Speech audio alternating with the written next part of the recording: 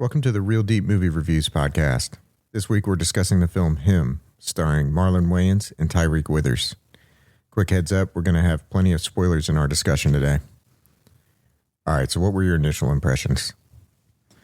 I was really shocked, honestly. That was my first kind of impression. Like I didn't really know what to expect going into it, but like I kind of had an expectation. But it was better than I expected. Like I thought it was really good. Like I really enjoyed the movie. And yeah, I guess I was shocked at how much I enjoyed it because I didn't think I was going to enjoy it like to that level, you know?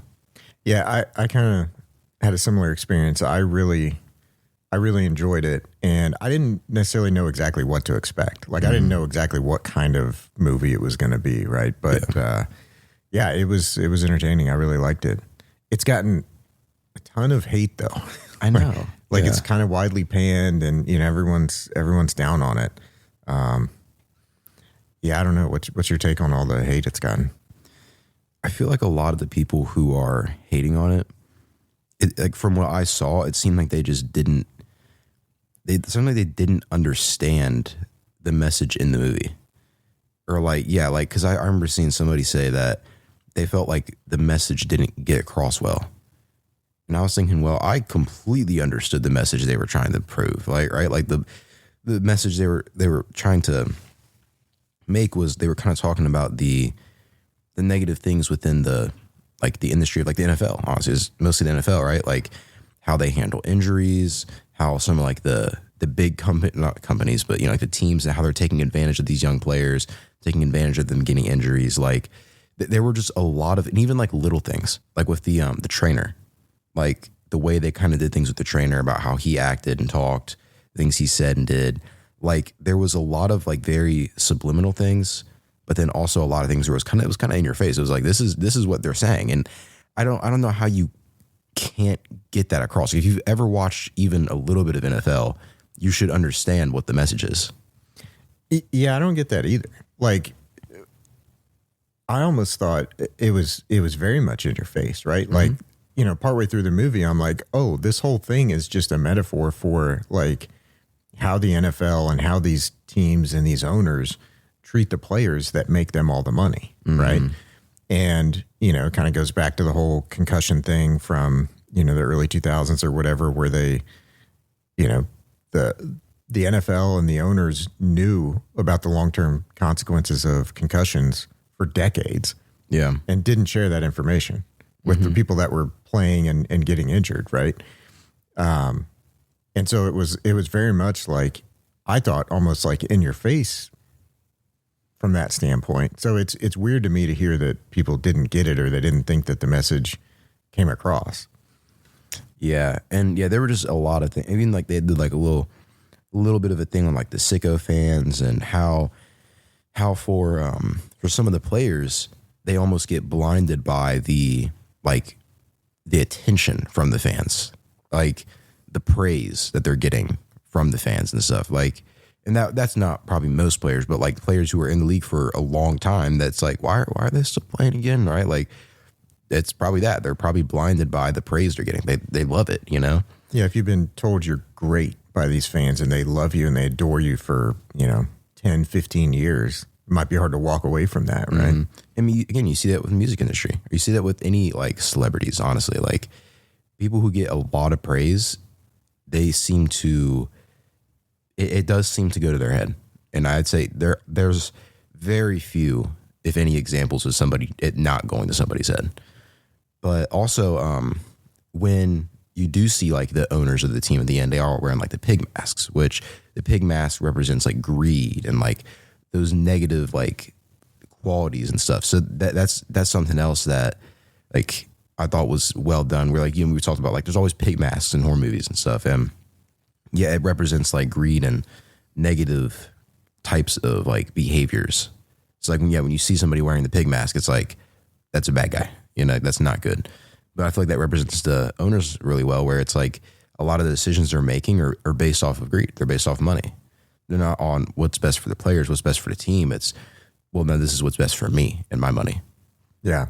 Yeah, and it's another one of those examples where I thought it was really clear the message they were trying to get across, right? Mm-hmm. Like you put a pig mask on these owners, right? Yeah. At the time that they're like trying to get you to sign a contract and all that, right? Like, to me, the symbolism's pretty obvious there. Yeah.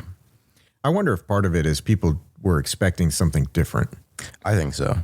I think people were, because like, and I think part of the problem, I think they did it themselves in some ways, because they marketed it as a Jordan Peele movie. Jordan Peele was a producer on the movie. He did not direct a movie. So it wasn't Jordan Peele's movie. So people were expecting something along the lines of Get Out or Us or Nope, which are all great movies, right? But they're not the same. Now I definitely could see Jordan Peele's influence in this movie and a lot of different things, but this was not a Jordan Peele movie. It was not the same as those movies. It was still very different. And I think that threw a lot of people off. And again, they did it themselves because they put it all over the marketing. Like, oh, Jordan Peele, like they put his name real big. And it's like, yeah, that we all know who Jordan Peele is. But like, if this isn't his movie, you shouldn't be broadcasting it as his movie. Yeah, they were trying to take some of the, he's gotten a lot of accolades for those movies, right? Yeah, and so they were definitely trying to gin up some, some sales from using his name, right? And trying to hype up the movie in that way. And I agree that probably worked against him a little bit. I mean, if people were expecting more of a traditional horror movie or like a really scary movie or something that's going to be, like a slasher or something like that, that's not what it was, right? Yeah. I would say it's more of like a psychological thriller. Which, I mean, Jordan Peele's are more along the line of a psychological thriller as well. Like, they're definitely more, like, they're not, I feel like they're not, because I feel like his movies, because this movie, it had a lot of horror elements in it, but like, it was never really scary. It was very intense and stressful and anxious, but like, it was never really scary. It had some jump scares, but like, that was it. Jordan Peele's movies, they're very similar. They follow a very similar formula and like the psychological horror kind of thing. But they have a lot more of like genuinely like unsettling, scary moments of it just being like this is clearly a horror movie. Like there's no debate on if this is horror or not. Yeah. Yeah, I liked the thriller aspect of it though, what they were doing. Like it kept me engaged. I was engaged throughout the entire thing. I was entertained throughout the entire thing. You didn't know what was going to happen, right? So like it sort of kept you guessing, even though it didn't have those scary moments, those jump scares, things like that, right? Yeah.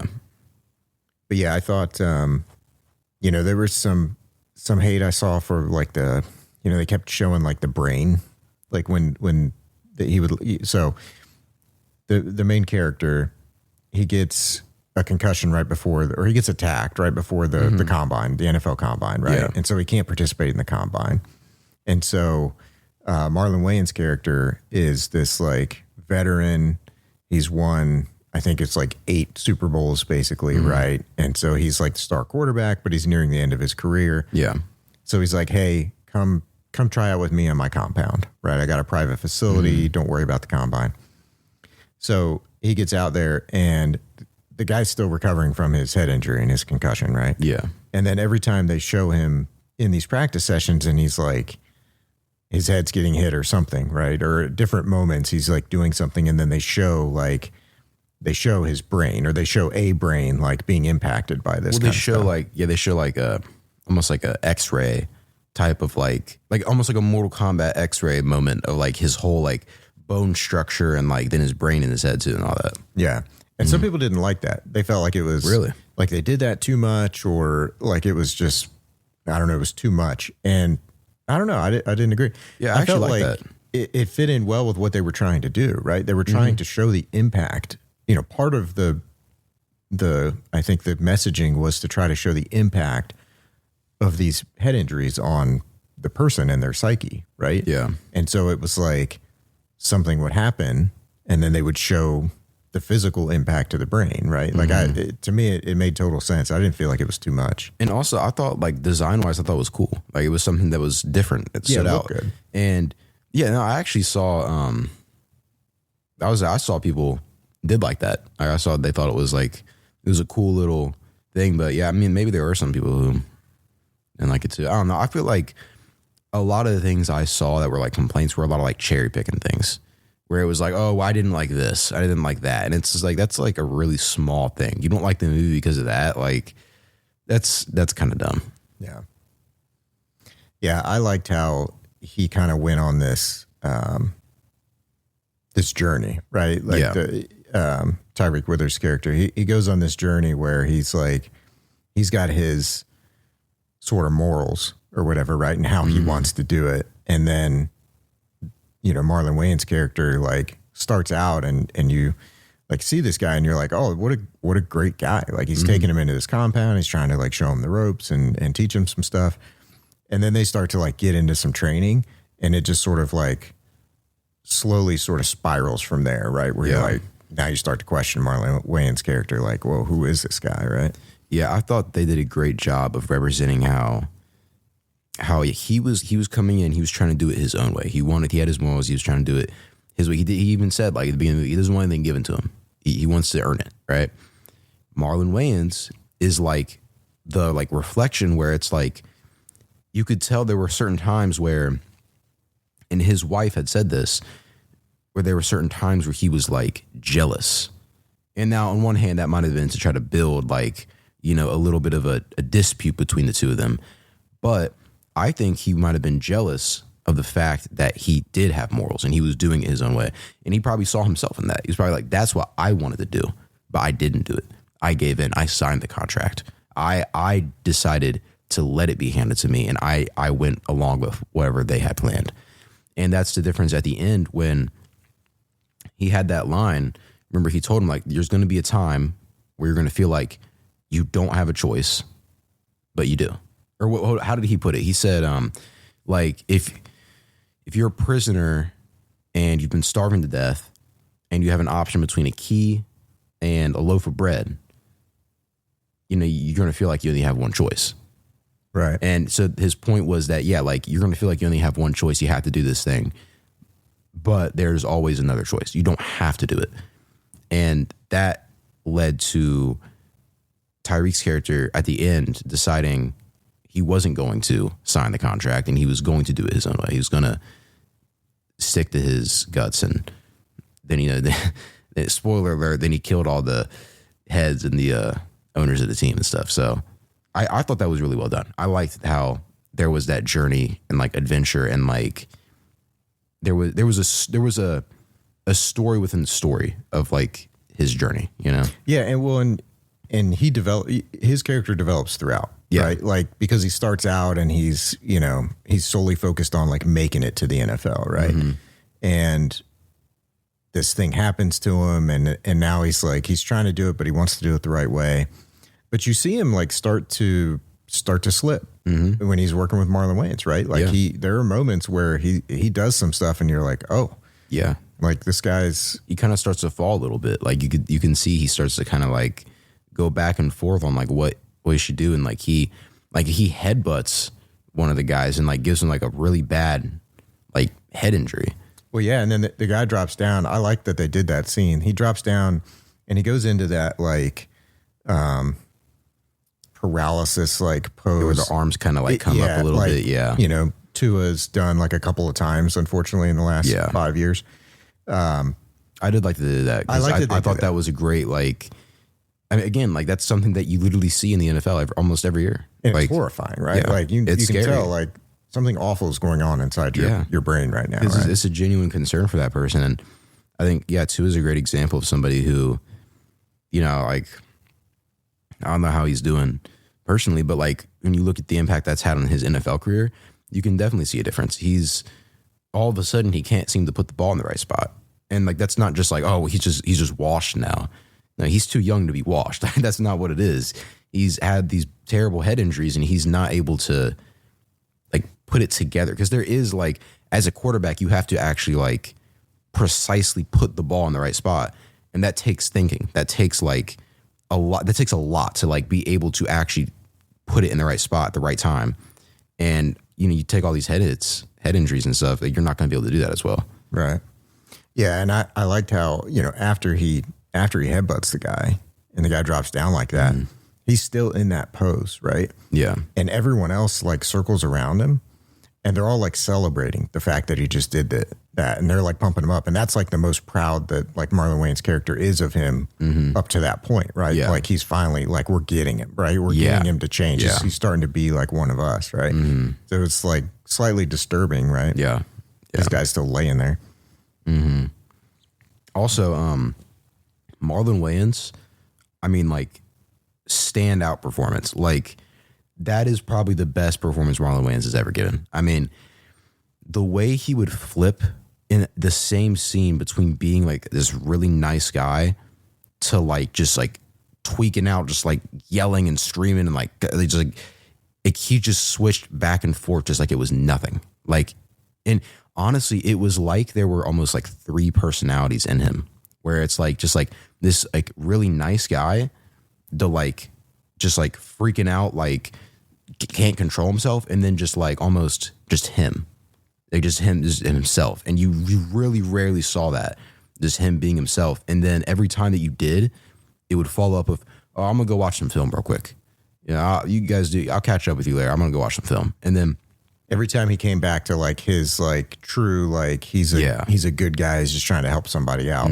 Yeah. Then he would, then he's got to go watch film. And you see at the end, the film that he's been watching is just, it's like we're talking about, it's just a bunch of like, it's just like this, like, this is a kaleidoscope that it would kind of be. I don't know, it's like this like circular, like twisted image of just like a bunch of fans just like screaming and like yelling and stuff and like their hands in the air. Like that's all it is. That's the film he's watching. Yeah, he's just watching them sitting there, just watching that. Yeah. And that puts him back in like his messed up mindset.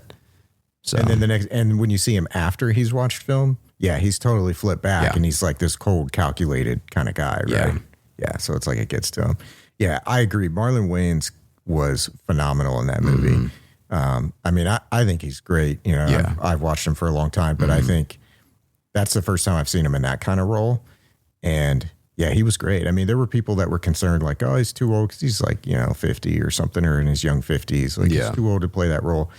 I mean, he looked like he was in great shape. He didn't look 50. Right. No, like he looked like he could be a veteran quarterback. Like I thought he looked good. So, well, I mean, honestly, that's kind of a silly thing to say anyway, because you look at a lot of these.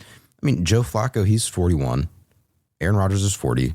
Tom Brady was probably into his 40s, right? Yeah. I think maybe, I can't remember exactly. I mean, that's, I'm obviously going to do some makeup with the guy, right? Like he looks the perfect age to be a veteran quarterback. And it's not like they're going to have him out here. Now I remember seeing something that he was joking about, oh yeah, he was practicing, like he was getting ready to go out there and play, but then they had like a stunt double to like, do like the like passing scenes. But honestly, he didn't really do a lot of like passing, a lot of like action moments. It was a lot more of like, he was the one running the drills, right? Yeah, he was the coach. Like he was the coach that was like coaching him, and he'd be in uniform, but he wasn't really playing the game, Yeah, and his ability, like you were saying, to flip back and forth between those different personalities, I thought was fantastic. It really was part of what made the movie for me. I mean, because he did it so well that it was literally like he changed his personality from 1 second to the next. Yeah, and you could see it like throwing off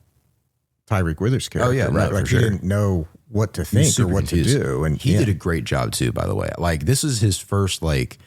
I know he was in like I know what you did last summer remake, but like this is his first like big movie outside of that, and I think he did amazing. Like it was really great. Like, yeah, no, he did great. I that made me want to see him in more stuff too.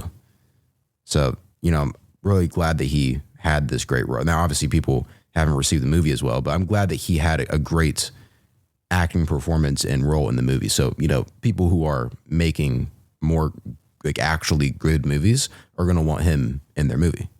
Yeah. I agree. He did a good job. I think he played the role really well. And he sold it.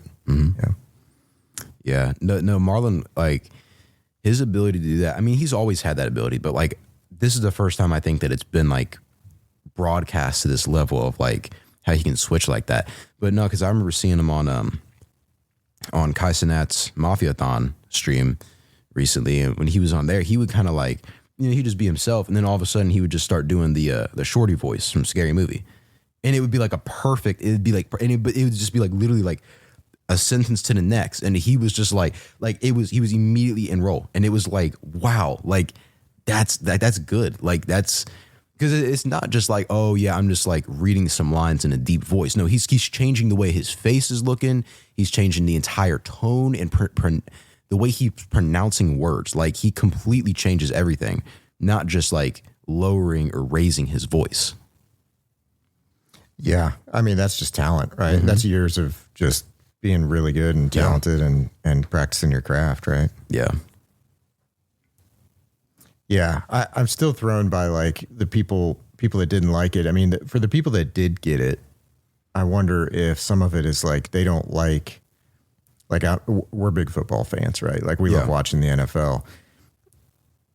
We also understand that like these guys are like putting their bodies through this meat grinder, right? Yeah. And they're taking like long term, like they're not going to have the same healthy potential as someone who doesn't go play in the NFL, right? Yeah. Like it's just reality. But I'm okay with the fact that I still like watching the NFL. And I wonder if some people are just like caught up in the whole like, well, this makes me feel bad about myself because I like the NFL, but you're saying that it's bad for these players kind of thing, right? Yeah. I feel like some people can't separate the like, that you like something, but it doesn't mean that you like necessarily condone that. But also it's a human thing like that. And they talked about that in the movie, how like football is like the modern like the gladiator games. Yeah, the gladiator games and stuff. I mean, like people used to watch that and you're literally watching two people fight to death. But you know, those people, if they saw two people fighting in the streets, they're fighting to death in the street, they'd probably be like, oh, stop. It's like it, but because it's in a game, it's like, oh, okay, you know, now it's a game. But it's in our nature to honestly enjoy violent things. Like that's like, it's kind of weird, but like that is like in our human nature to do. Like, I mean, even boxing, right? Like whole point of boxing is two guys beating each other up. Like, and you know, it has a pretty wide fan base, right? Right. And by the way, those guys' brains take a beating too, right? Like, it's not good for them, but you know, it's within this, like these boundaries, right? And like, that's what makes people feel okay watching it, right? Yeah. Because it's within the bounds. Yeah. I don't know, man. I liked it. I liked, you know, the final scene. That's where it like starts to get into some more of the traditional horror elements where there's like, you know, gore and things like that. There's not really a lot of gore throughout the entire movie. There's a little bit here and there, little right? pieces there and there, but not a ton. But, you know, I thought it was interesting because there's not much of that. And then like all of a sudden at the end, there's a whole bunch, right? He's killing, you know, he kills Isaiah White, right? Marlon Wayans' character. He kills his wife. He kills Marlon's wife. Or Isaiah White's wife. Yeah. He kills the owners. He kills, you know, his agent. He killed like everyone that was there, right? Like trying to get him to like pressure him into signing this contract. Which I guess a lot of people were upset about that, which I thought was weird because, by the way, that's been like a thing for years of like a super gory final finish to the movie. I mean, Quentin Tarantino does that all the time, right? Like it's not like that never happens. So I thought that was weird. People are upset about it. But also, I think there is symbolism in that where it's like, you know, he was using a sword. Well, not for Marlon, but for everybody else, he was using a sword. It was like he's cutting them off. Like he's cutting them away, cutting them out of his life. They're no longer having any effect on him. I feel like you could look at it like that too. It's like it's the symbolicness of he's not saying he's cutting all these people out. Yeah, and that's the thing I feel like so many people are just missing. Like the whole movie it's supposed to be symbolic, right? And so like when you're doing a metaphor for something or when you're doing symbolism for something, you kind of take it to an extreme, right? Yeah. Like that furthers the point. Yeah, That's part of to prove your point, right? And I feel like people got hung up on like, oh, well, it doesn't make any sense. Why would this guy like literally kill these people?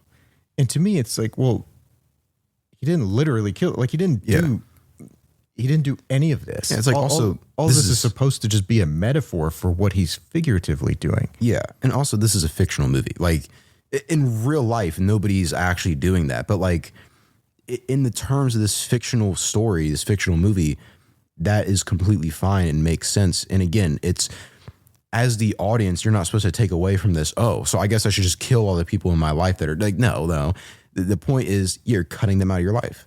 Yeah. That's the symbolism, right? Yeah. Like it's pretty simple. Like, these are very simple things, like very simple comprehension of a movie. Like, I don't know why all of a sudden we can't do it anymore. Like, and that's what confuses me about all the hate. confused Like, about that. I don't get it. Like, the whole thing's supposed to be symbolic, and yet people are treating it as if they were trying to tell a realistic story. And, and I don't know. I don't know if that's bad marketing. Like, maybe some of it is, maybe it wasn't great marketing up front, so people didn't know what to expect. I think that has a huge hand. I think a lot of people went into it thinking, oh, this is going to be like a gory horror movie. Oh yeah. And then it's like, oh, this is actually a horror movie that you have to like think about. It's one of those. And I love those, but I think a lot of people don't like that. A lot of people want to watch a horror movie and they want to see gore and they want to see scary stuff, and then that's it. Yeah. But this is one that really makes you think, and there's a lot of symbolism in it. There's a lot of metaphors. And so a lot of people are going to be upset about that. Yeah. But I loved it. I mean, yeah. I think, like, if you're the kind of person that doesn't mind a movie that makes you think a little bit, then I think it's great. Yeah. You know, one other thing we didn't talk about that we got to mention is the trainer. I thought he was good. Yeah. Yeah. I like him a lot. I like how they used him, right? Like, from the get-go in the movie, like, he was a little bit different and would like tell him some things, right? And like, he was trying to help him. Yeah. And then, like, when Cam, Tyreek Withers' character, goes and like he's meeting with the owners, right, at this big party or whatever. Yeah. And his trainer, the trainer pulls him aside and whispers in his ear, like, run, right? And then later the trainer gets killed, right? They cut his head off. It goes back to the whole, like, you know, so many of these like doctors and trainers over the years have been like trying to get guys to like, hey, you need to retire, or like your body can't take this anymore type of deal, right? Yeah. And yet, like, there's this draw to like, no, you gotta shoot them up with painkillers so that they can get back out there on the field, and you know what I mean? Mm-hmm. And so, like, no one wants to hear that from the trainer, but you know, deep down, like, those guys, they got into this profession for a reason. They're trying to help these guys, right? Yeah. Yeah. I did think that was really well done of him. All right. Well, you got anything else you want to mention before we give our verdict on this? No, honestly, I think that about covers everything I want to talk about. What are you thinking? What are you scoring it? Honestly, I think I give it like a 10 out of 10. Like, to me, this was on the same level of like Sinners. Like, I might have even liked it more than Sinners. I don't know. I'd have to, because obviously, like, you know, my first Sinners viewing experience was really great too. So I feel like I'd have to kind of watch them both again, you know, kind of like get it, like, all right, let me see how it holds up after a rewatch. I've already seen Sinners more than once, but got to see him more than once as well. But yeah, I would give it 10 out of 10. I really enjoyed it. I thought the acting was great.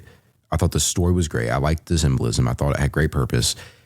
Like, stylistic wise, like aesthetic wise, I thought it was also great.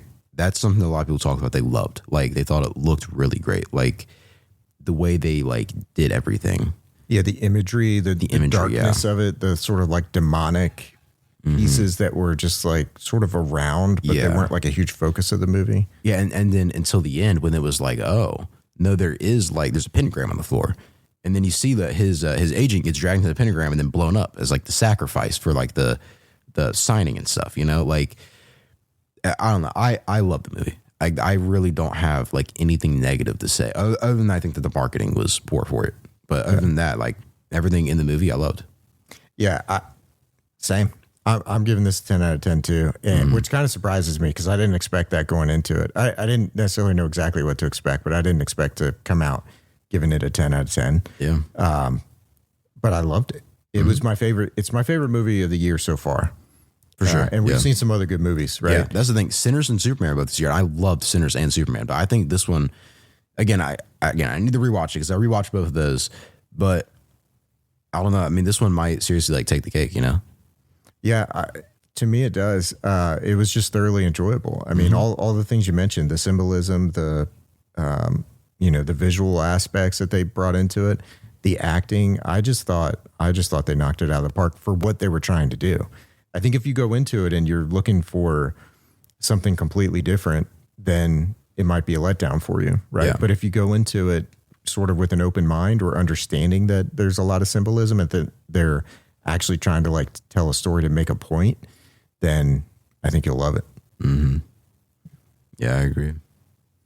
All right. Well, that does it for us. Make sure you subscribe and be sure to check out our next episode.